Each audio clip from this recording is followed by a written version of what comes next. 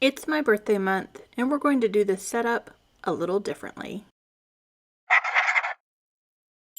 Hey y'all, welcome back to Dots and Beyond. If you are new here, my name is Beth, and this is the August Plan with me in my personal bullet journal, continuing our 2021 Fierce Fictional Female series.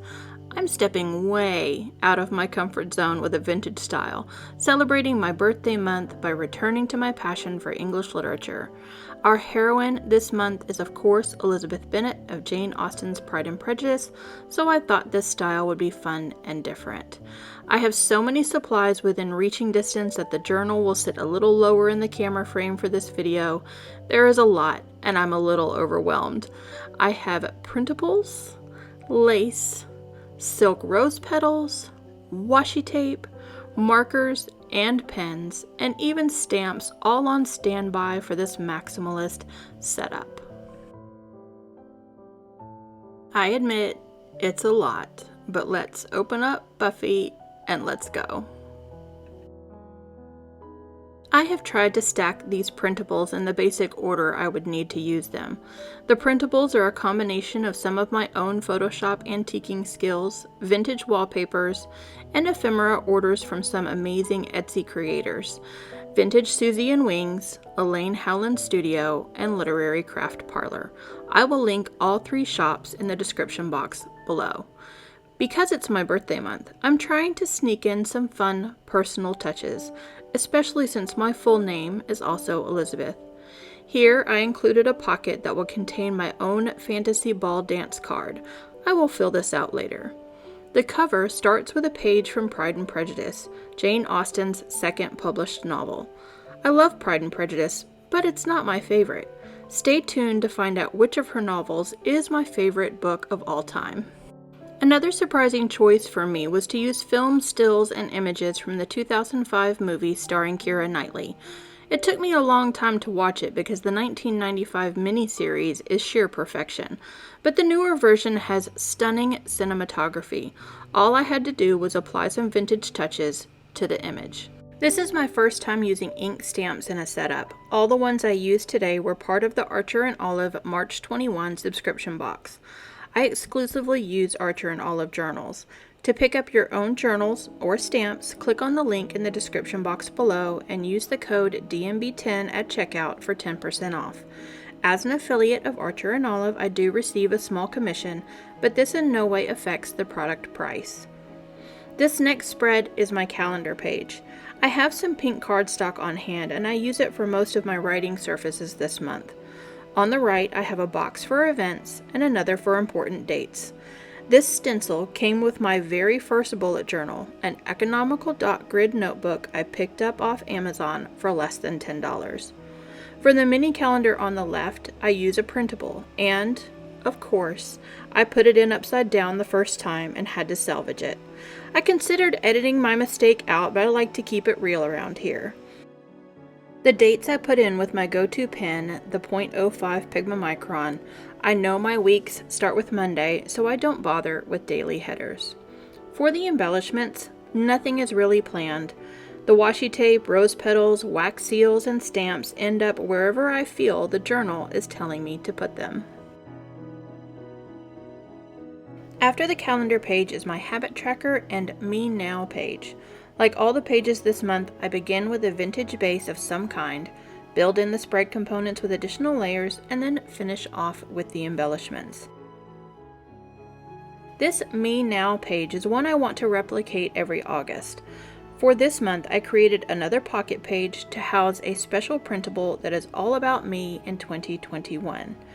I am a fan of Vogue's Rapid Fire 73 Questions celebrity interviews. I found these questions on the blog A Lady Goes West and printed them on one side along with a vintage floral print on the other. I will include a link to that post and to Vogue's video series below.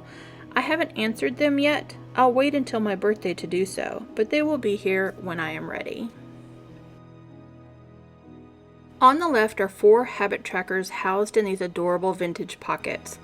I used the same pink cardstock to create the pocket inserts and pre-stamped them with a calendar stamp for the trackers.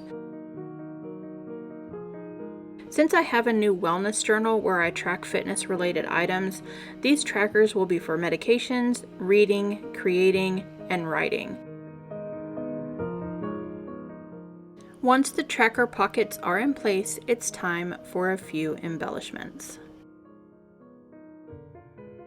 The last spread before the weeklies is a mood tracker. Since I already had so many printables in play, I kept with that theme and used a circular template for 31 days. Yes, I do recognize my header says habits. When doing these setups, I do fall fully into a state of flow. Errors sometimes go unnoticed for days, as was the case in this instant. I didn't even print a mood sticker, but I printed 2 habit stickers. Alas, we carry on. This month, I'll track moods in shades of pink and a black. Next to it is the quote that best represents Lizzy's fiery spirit, and it's one of my favorites. My courage always rises at every attempt to intimidate me.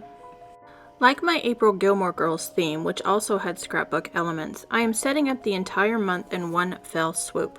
So next up are the 4 weeklies for April. While I set these up, let's chat about the author of Pride and Prejudice. Jane Austen, though not fictional, was a fierce female in her own right.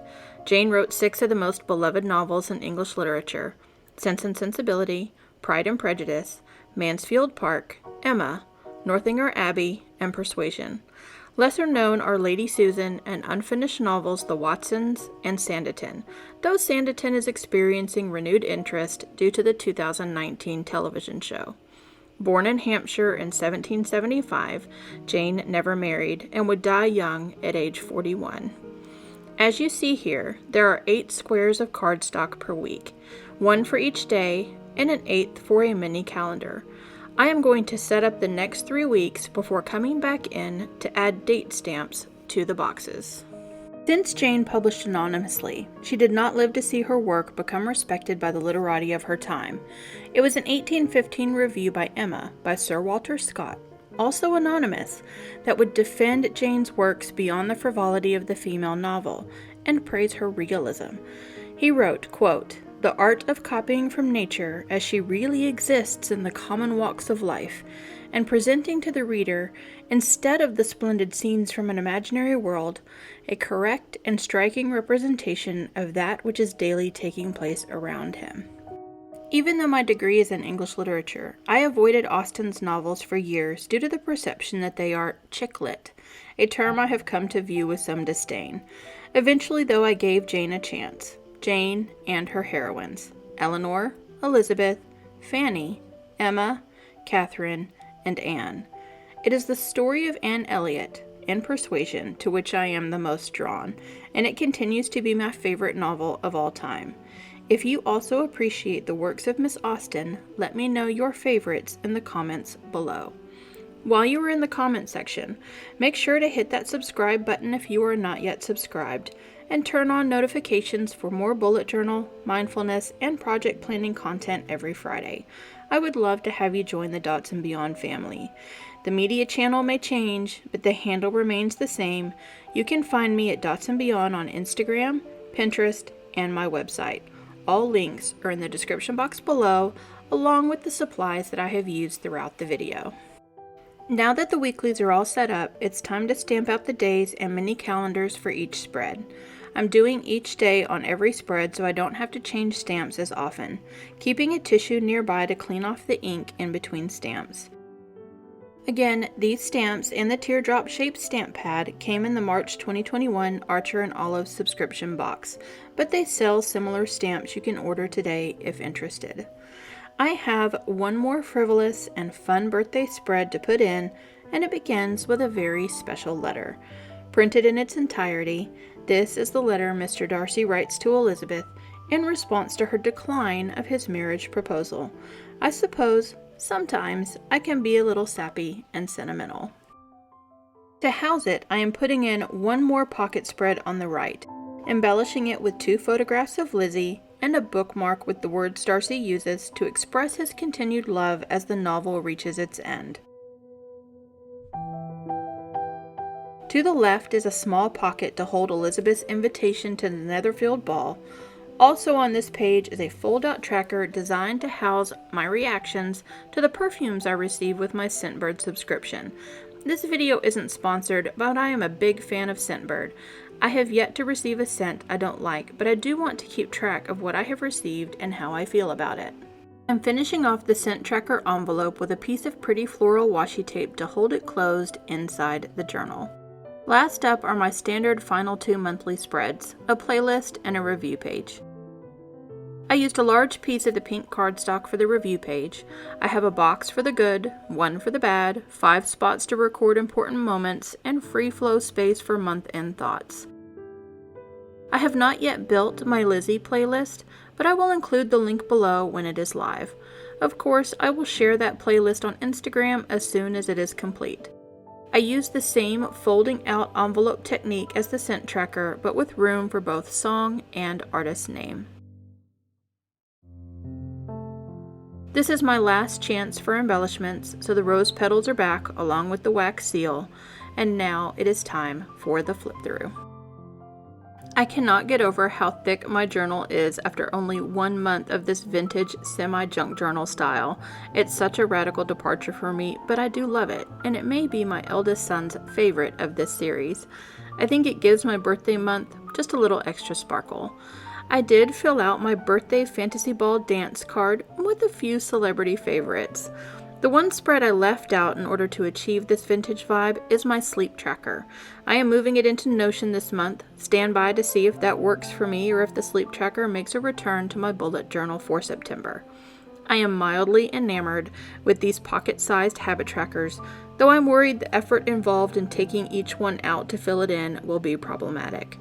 Would you be interested in a rapid-fire video where I answer these 73 questions, Vogue style? Let me know in the comments below. I don't know that I'm prepared to present directly to camera just yet, but a Q&A style journaling video is a possibility. Next week will be an in-depth look at my redesigned work journal following a month, July, where everything got turned on its head, and the last couple weeks have been super minimal as a result. I already have some changes for my August work dashboard and promised I would continue being honest on what works and what doesn't work for me. With only 4 months left in 2021, this series is rapidly coming to an end. Who do you think will be the final 4 fierce fictional females? And don't forget, a giveaway journal for 2022 is in the works. I'm still taking character suggestions for that design, and your recommendations have been spectacular. It's going to make for some hard decisions, and I plan on doing some Instagram polls to help narrow down the selections. If you join this journey and do a bullet journal spread, painting, collage, poem, or any other medium starring your favorite character, make sure to use the hashtag FierceFictionalFemale and tag me on Instagram. I don't want to miss your creations. I hope you enjoyed this journey into the world of Jane Austen. From the 2 Elizabeths, our heroine, Lizzy, and me, Beth, remember that you too are fierce. Thank you for watching, and I'll see you next week. If you like this video, here are a couple more I think you might enjoy.